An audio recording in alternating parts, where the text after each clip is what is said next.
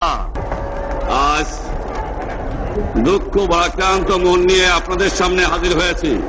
আপনারা সবই জানেন এবং বোঝেন আমরা আমাদের জীবন দিয়ে চেষ্টা করেছি, কিন্তু দুঃখের বিষয় আজ ঢাকা, চট্টগ্রাম, খুলনা, রাজশাহী, রংপুরে আমার ভাইয়ের রক্তে রাজপথ রঞ্জিত হয়েছে। আজ বাংলার মানুষ মুক্তি চায়, বাংলার মানুষ বাঁচতে চায়, বাংলার মানুষ তার অধিকার চায়।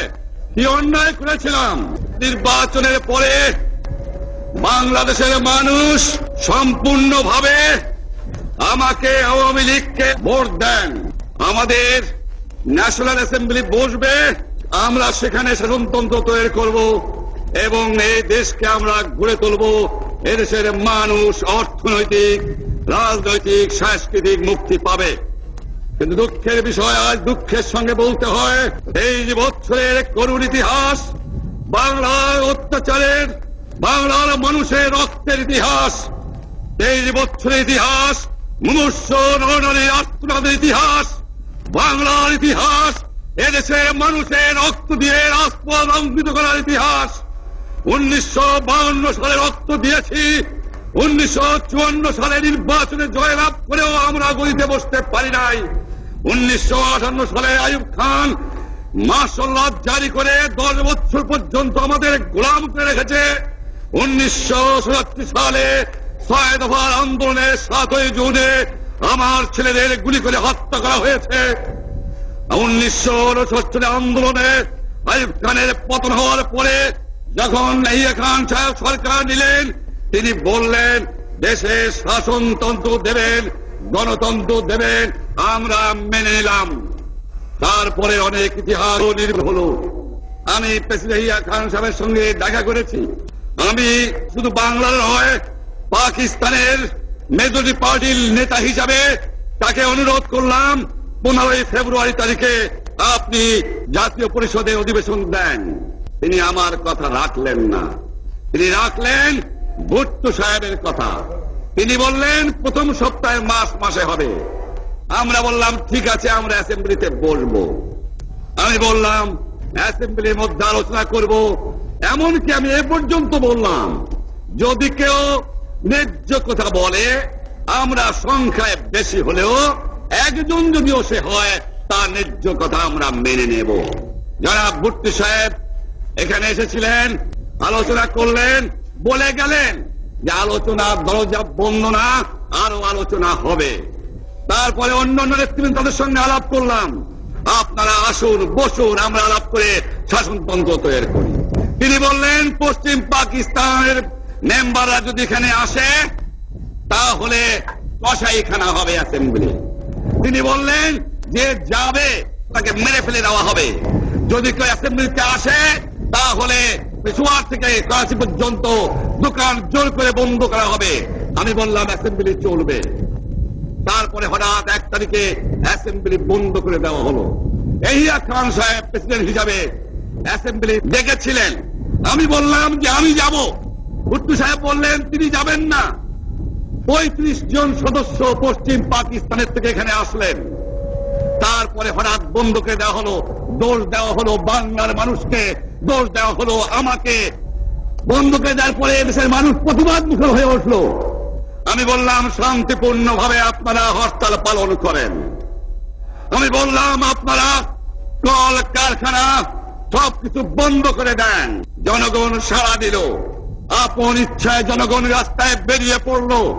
তারা শান্তিপূর্ণ ভাবে সংগ্রাম চালিয়ে যাওয়ার জন্য স্থির প্রতিজ্ঞাবদ্ধ হলো। কি পেলাম আমরা? আমার পয়সা দিয়ে অস্ত্র কিনেছি বহিঃশত্রু আক্রমণ থেকে দেশকে রক্ষা করার জন্য। আজ সেই অস্ত্র ব্যবহার হচ্ছে আমার দেশের এক গরিব দুঃখী নিরস্ত মানুষের বিরুদ্ধে। তার বুকের উপরে হচ্ছে গুলি। আমরা পাকিস্তানের সংখ্যাগুরু, আমরা বাঙালিরা যখনই ক্ষমতায় যাওয়ার চেষ্টা করেছি তখনই তারা আমাদের উপরে ঝাঁপিয়ে পড়েছেন। দেখা হয় তাকে আমি বলেছিলাম, জনাব ইয়াহিয়া খান সাহেব, আপনি পাকিস্তানের প্রেসিডেন্ট, দেখে যান কিভাবে আমার গরিবের উপরে, আমার বাংলার মানুষের বুকের উপরে গুলি করা হয়েছে, কি করে আমার মায়ের কোল খালি করা হয়েছে, কি করে মানুষকে হত্যা করা হয়েছে। আপনি আসুন, দেখুন, বিচার করুন। উনি বললেন আমি নাকি স্বীকার করি তারিখে রাউন্ড টেবল কনফারেন্স হবে। আমি তো অনেক আগে বলেছি কিসের আসতেছি, তার সঙ্গে বলবো, যারা আমার মানুষের বুকে রক্ত নিয়েছে তাদের সঙ্গে বলবো। হঠাৎ আমার সঙ্গে পরামর্শ না করে 5 ঘন্টা গোপনে বৈঠক করে যে বক্তৃতা তিনি করেছেন, সমস্ত দোষ তিনি আমার উপরে দিয়েছেন, বাংলার মানুষের উপরে দিয়েছেন। ভাইরা আমার, 25 তারিখে অ্যাসেম্বলি কল করেছে, রক্তের দাগ শুকায় নাই। আমি 10 তারিখে বলে দিয়েছি যে ওই শহীদের রক্তের উপর দিয়ে পাড়া দিয়ে আরটিসিতে মুজিবুর রহমান যোগদান করতে পারে না। অ্যাসেম্বলি কল করেছেন, আমার দাবি মানতে হবে। প্রথম, সামরিক আইন মার্শাল ল উদ্ধ করতে হবে। সমস্ত সামরিক বাহিনীর লোকদের ব্যারাকে ফেরত দিতে হবে। যেভাবে হত্যা করা হয়েছে তার তদন্ত করতে হবে। আর জনগণের প্রতিনিধির কাছে ক্ষমতা হস্তান্তর করতে হবে। তারপরে বিবেচনা করে দেখব আমরা অ্যাসেম্বলিতে বসতে পারবো কি পারবো না। এর পূর্বে অ্যাসেম্বলিতে বসতে আমরা পারি না।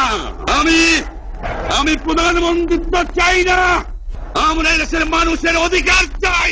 আমি পরিষ্কার অক্ষরে বলে দেবার চাই যে আজ থেকে এই বাংলাদেশে কোর্ট কাছারি, আদালত, ফৌজদারি, শিক্ষা প্রতিষ্ঠান অনির্দিষ্টকালের জন্য বন্ধ থাকবে।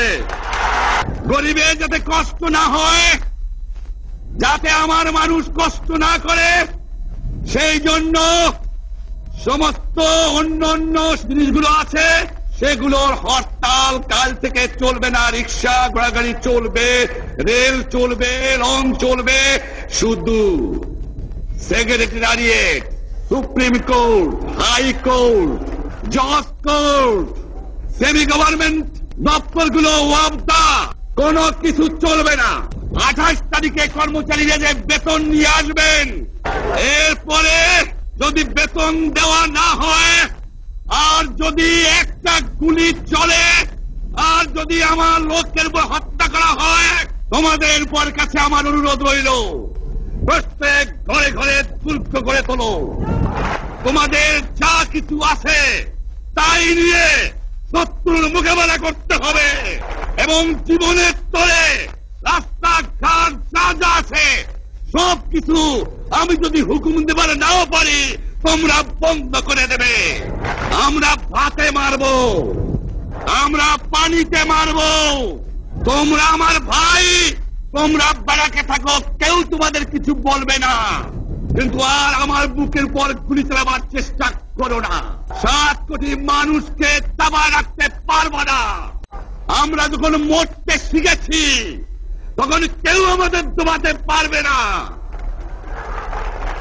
আর যে সমস্ত লোক শহীদ হয়েছে, আঘাতপ্রাপ্ত হয়েছে, আমরা আওয়ামী লীগের থেকে যতদূর পারি তাদের সাহায্য করতে চেষ্টা করব। যারা পারেন আমার রিলিফ কমিটি সামান্য টাকা পয়সা পৌঁছিয়ে দেবেন। আর এই 7 দিন হরতালে যে সমস্ত শ্রমিক ভাইরা যোগদান করেছেন, প্রত্যেকটা শিল্পের মালিক তাদের বেতন পৌঁছায় দেবেন। সরকারি কর্মচারীদের বলি, আমি যা বলি তা মানতে হবে। যে পর্যন্ত আমার এই দেশের মুক্তি না হবে, খাজনা ট্যাক্স বন্ধ করে দেওয়া হলো, কেউ দেবে না। শোনেন, মনে রাখবেন, শত্রু বাহিনী ঢুকেছে, নিজেদের মধ্যে আত্মকলহ সৃষ্টি করবে, লুটতরাজ করবে। এই বাংলায় হিন্দু, মুসলমান, বাঙালি, নন বাঙালি যারা আছে তারা আমাদের ভাই। তাদের রক্ষার দায়িত্ব আপনাদের উপরে, আমাদের জন্য বদনাম না হয়। মনে রাখবেন, রেডিও টেলিভিশনের কর্মচারীরা যদি রেডিওতে আমাদের কথা না শোনে, তাহলে কোন বাঙালি রেডিও স্টেশনে যাবেন না। যদি টেলিভিশন আমাদের নিউজ না দেয়, কোন বাঙালি টেলিভিশনে যাবেন না। 2 ঘন্টা ব্যাংক খোলা থাকবে, যাতে মানুষ তাদের মায়নাপত্র নেবার পারে। কিন্তু পূর্ব বাংলা থেকে পশ্চিম পাকিস্তানে 1 পয়সাও চালান হতে পারবে না। টেলিফোন, টেলিগ্রাম আমাদের এই পূর্ব বাংলায় চলবে এবং বিদেশের সঙ্গে নিউজ পাওয়া চলে আপনারা চালাবেন। কিন্তু যদি এই দেশের মানুষকে